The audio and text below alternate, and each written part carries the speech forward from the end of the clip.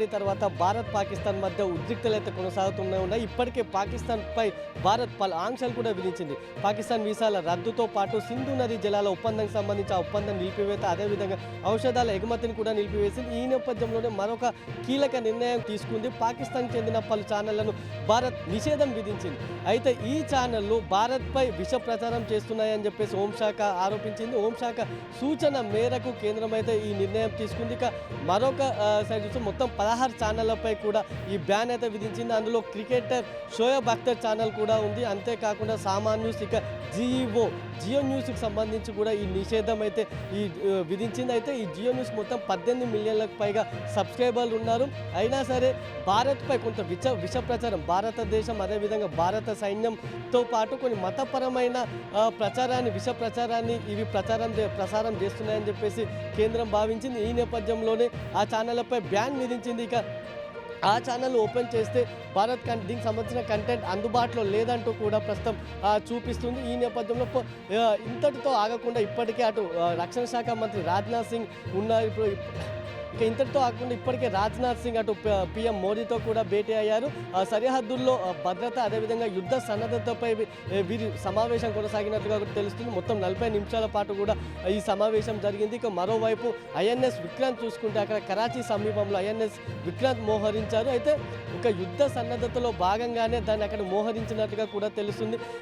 INS విక్రాంత్తో పాటు అక్కడ frigate, అదేవిధంగా క్లారిటీ, అదేవిధంగా 2 అటాక్ సబ్మెరైన్లను మొత్తం అక్కడ ఒక గ్రూప్ ఏదైతుందో అటాక్ స్ట్రైక్ గ్రూప్గా దీన్ని చెప్తారు. మొత్తం దీన్ని అక్కడ కరాచీ పట్టణానికి దగ్గరలో దీన్ని మోహరించారు. ఇక ఇప్పటికే పాకిస్తాన్ కూడా కొన్ని డెమో మిసైళ్లను కూడా అక్కడ కరాచీ ఓడరేవు నుండి కొన్ని ప్రయోగించింది.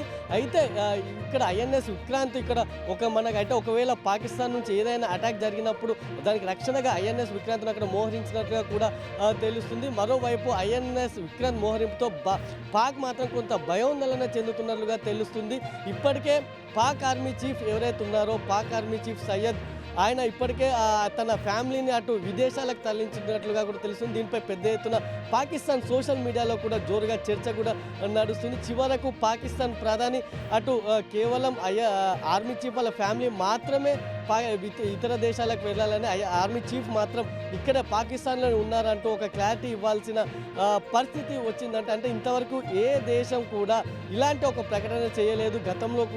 గతంలోనే ఎప్పుడు ఇటువంటి ప్రకటన చేయలేదు. ఎందుకంటే ఆర్మీ చీఫ్ మా దగ్గర ఉన్నాడు, మా దేశంలోనే ఉన్నాడని ఏ దేశం ప్రకటించుకునే పరిస్థితి రాలేదు. కానీ ఇక్కడ పాకిస్తాన్కి మాత్రం ఆ పరిస్థితి వచ్చింది. ఎందుకంటే అటు ఫ్యామిలీతో పాటు ఆర్మీ చీఫ్ కూడా అటు విదేశాలు, లండన్ వంటి దేశాలకు పారిపోయాడని చెప్పి జోరుగా పాకిస్తాన్ సోషల్ మీడియాలో చర్చ జరిగింది. చివరకు పాకిస్తాన్ ప్రధాని ఆయన ఎక్కడికి పారిపోలేదు, పాకిస్తాన్లోనే ఉన్నారని చెప్పేసి ఒక ట్వీట్ అయితే చేశారు.